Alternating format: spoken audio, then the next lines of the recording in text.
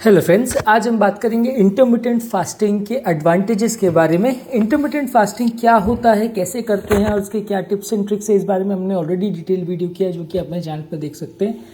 आज इसके बेनिफिट्स क्या हैं, किन लोगों को ये करना चाहिए, किन लोगों को नहीं करना चाहिए, क्या इसके नुकसान हैं, ये सारी चीज़ों पर बात करेंगे। ये टॉपिक काफ़ी इंपॉर्टेंट और यूजफुल होगा, इसलिए रिक्वेस्ट करूँगा कि सेंड तक देखिए। सबसे इम्पोर्टेंट बेनिफिट तो ऑब्वियसली इंटरमिटेंट फास्टिंग का ये है, यानी कि बीच बीच में जो हम खाना छोड़ के वजन कम करने की कोशिश करते हैं। ऑब्वियसली सबसे बेटर बेनिफिट या इम्पोर्टेंट बेनिफिट तो ये है कि वज़न कम करने में मदद करेगा। ऑब्वियसली पर्पस ही यही है इंटरमिटेंट फास्टिंग करने का। रीज़न यही है कि आपकी हेल्दी लाइफस्टाइल है और आपका वज़न कंपैरेटिवली कम हो। जिन लोग का वज़न ज़्यादा है या डायबिटीज़ या प्रेशर से जैसी बीमारियों से पीड़ित है, उनको ज़्यादा ये करना चाहिए। जिन लोग का वज़न ऑलरेडी अंडरवेट है, मैल न्यूट्रिशन के शिकार है, पेट की बीमारियां हैं, अब्जॉर्प्शन सिंड्रोम्स वगैरह हैं, न्यूट्रिशनल डिसऑर्डर्स है, उनको ये सब नहीं करना चाहिए, उसमें नुकसान हो सकता है। तो इसलिए वज़न कम करने में डेफिनेटली आपके लिए सहायक होगा। जितना ज़्यादा आप इसको लंबे समय तक परसिस्ट कर पाएंगे उतना बेनिफिशियल होगा। ऑन एन एवरेज 2 से 3 महीने में ज़्यादातर लोग 4 से 5% तक का वेट लॉस इसमें कर पाते हैं। ये ज़्यादातर इस बात पर डिपेंड करता है कि आप कौन सी रेजिमेंट यूज़ कर रहे हैं, कितना स्ट्रिक्टली उसे फॉलो कर पा रहे हैं और कितना फ्रीक्वेंसी है आपकी फास्टिंग करने की। अब अगर आप महीने में एक बार फास्टिंग करेंगे या 2 महीने में एक बार करेंगे तो उससे तो कुछ फ़र्क ज़्यादा नहीं पड़ेगा। पर अगर आप ऑल्टरनेट डे रेजिमेंट करते हैं या डेली फास्टिंग करते हैं या डेली 12 घंटे का या 16 घंटे का रेजिमेंट करते हैं तो डेफिनेटली आपको रिजल्ट्स दिखेंगे, खासकर आप अगर ज़्यादा ड्यूरेशन की फास्टिंग कर पाते हैं तो वज़न कम करने में डेफिनेटली आपके लिए सहायक है।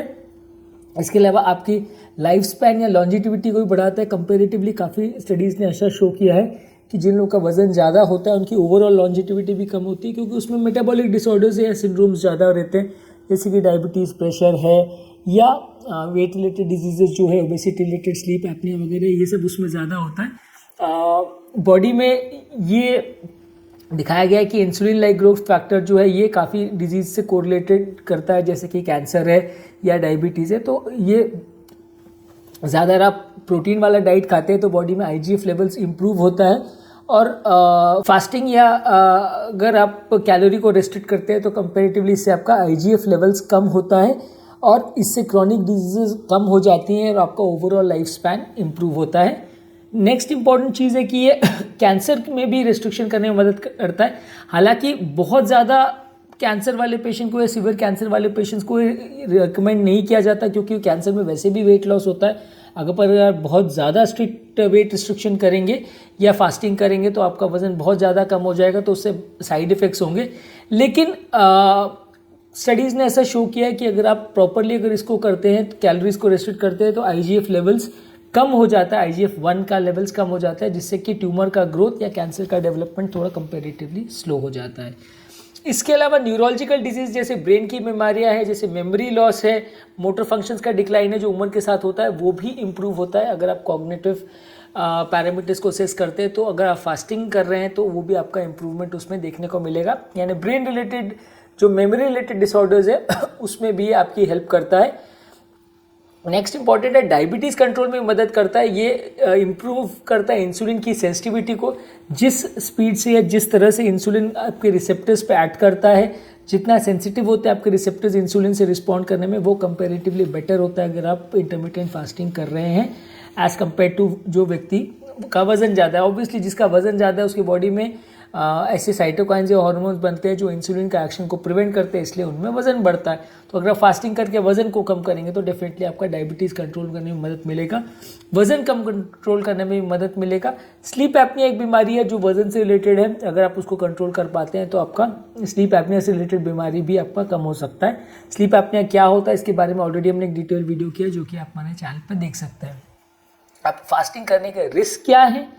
रिस्क ये है कि आप अगर बहुत ज़्यादा फास्टिंग करते हैं तो जो लोग बहुत मूडी है उनका मूड का कई बार प्रॉब्लम होता है, क्योंकि वो फास्टिंग का जो स्ट्रेस है मेंटल उसको झेल नहीं पाते हैं, बहुत ज़्यादा भूख लगती है। दिन भर आपका बॉडी कमज़ोर या शिथिल या लो एनर्जी आपको महसूस होगा। आपके दिमाग में दिन भर खाने के रिलेटेड थॉट्स आते रहेंगे। कई बार इसमें ये भी गड़बड़ हो जाती है कि वज़न बढ़ने लग जाता है, क्योंकि आप जिस टाइम पे खाना खा रहे होते हैं उस टाइम पे आप ओवर ईट करने लग जाते हो कि यार अभी मेरा खाना अलाउड है, आज तो मैं ज़्यादा खा लूँ क्योंकि 2 दिन तो फास्ट करना है। तो हफ्ते में 5 दिन आप ज़्यादा खाओगे और 2 दिन आप फास्टिंग करोगे तो उतना बेनिफिट नहीं होगा। इसके अलावा आपको मेंटल स्ट्रेस हो सकता है, डिप्रेशन हो सकता है, एंगर हो सकता है, हाथ पाँव में कमजोरी या फटीग हो सकता है और कंफ्यूजन हो सकता है, मेंटल कंफ्यूजन भी हो सकता है।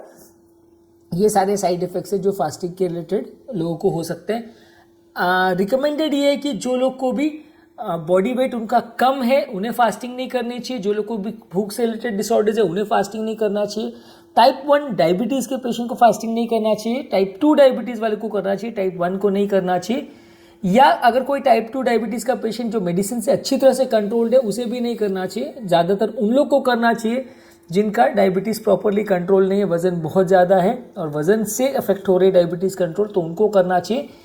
प्रेगनेंसी अगर किसी को है या वो ब्रेस्ट फीड कर रही है फीमेल पेशेंट तो उनको नहीं करना चाहिए। रिसेंट किसी की सर्जरी हुई हो तो हीलिंग पीरियड में आपको फास्टिंग नहीं करना चाहिए, नहीं तो हीलिंग अफेक्टेड होगी आपकी। अगर आपको कोई फीवर है या कोई इलनेस है या कोई बीमारी है तो आपको नहीं करना चाहिए। कोई मेंटल हेल्थ की बीमारी है या पहले से आप एंजाइटी, डिप्रेशन या इस तरह की बीमारियों के शिकार है तो आपको नहीं करना चाहिए। और अगर आप ब्लड थिनिंग मेडिकेशन खासकर वॉरफरिन पर हैं तो आपको इसको अवॉइड करना चाहिए, क्योंकि इसमें थोड़ा सा कंपेरेटिवली बॉडी का इंट्रैक्शंस हो सकते हैं और ब्लीडिंग का चांस भी थोड़ा हो सकता है। ज़्यादातर वेट लॉस के लिए बहुत अच्छा माना जाता है। अगर किसी को मसल बिल्ड करना है तो उसके लिए भी अच्छा है, क्योंकि उसमें आप कैलोरी को कट डाउन करते हैं और हाई प्रोटीन वाला डाइट आप लेते हैं तो आप lean body weight put on करते हैं, यानी कि मसल टिश्यू ज़्यादा रहेगा और आपका फैट का कंटेंट कम हो जाएगा, तो इसलिए बॉडी वेट आपका प्रॉपरली मेंटेन रहेगा। एक बार आप अगर स्टेबल स्टेडी स्टेट पे आ गए तो उसके बाद आपको खाली वेट को मेंटेन करना है, उसके बाद आपको बहुत अग्रेसिव वेट लॉस के लिए पीछे नहीं जाना है।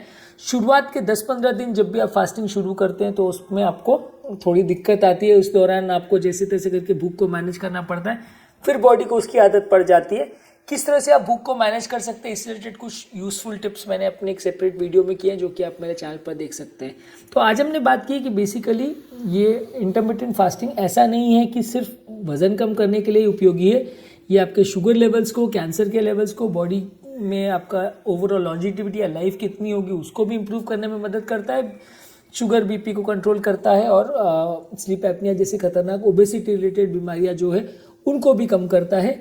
और रादर अगर वजन लोगों का कम हो जाए तो वेट रिलेटेड अगर किसी को डिप्रेशन, एंजाइटी वगैरह तो उसमें भी आपकी मदद कर सकता है। यदि इस टॉपिक को संबंधित आपकी कोई कमेंट्स, कोई सजेशन है, कोई और टॉपिक्स पर आप चाहते हैं वीडियोस बनाए या कोई पेशेंट रिलेटेड क्वेरीज है तो नीचे कमेंट सेक्शन में उनके बारे में बताइए, हम उन्हें सॉल्व आउट करने का प्रयास करेंगे। अंत में मैं डॉक्टर नवीन अग्रवाल तहे दिल से आपका शुक्रिया अदा करूँगा कि आपने इस टॉपिक को एंड तक देखा। जो लोग हमारे चैनल पर नए हैं उन्हें रिक्वेस्ट करूँगा कि चैनल को सब्सक्राइब करें। ऐसा करने से हमें चैनल को कंटिन्यू करने के लिए मोटिवेशन और इंस्पिरेशन मिलती है और आपको हर वीडियो जो हम अपलोड करते हैं उसका नोटिफिकेशन मिल जाता है ताकि आप उस कंटेंट को देख के उसका फ़ायदा ले सकें। हमारे चैनल पे बहुत सारे वीडियोस अपलोडेड हैं और ये सारे प्लेलिस्ट में डिवाइडेड है। आपको जिस तरह की बीमारी है जैसे बीपी, शुगर, कोलेस्ट्रॉल का, हार्ट अटैक का, हार्ट फेलियर का, एंजियोप्लास्टी का, बाईपास का, वाल्व सर्जरीज का, जिस तरह की भी आपको बीमारी है ये सारी प्लेलिस्ट हमारे चैनल पर अवेलेबल है। आप उस प्लेलिस्ट पर स्पेसिफिक जाइए और उससे में आपके रिलेटेड जो भी, आपके रिलेटिव से रिलेटेड जो भी बीमारियाँ हैं उससे रिलेटेड को कंटेंट को आपको देख सकते हैं, तो वो आपको ज़्यादा रेलेवेंट और यूजफुल लगेगा।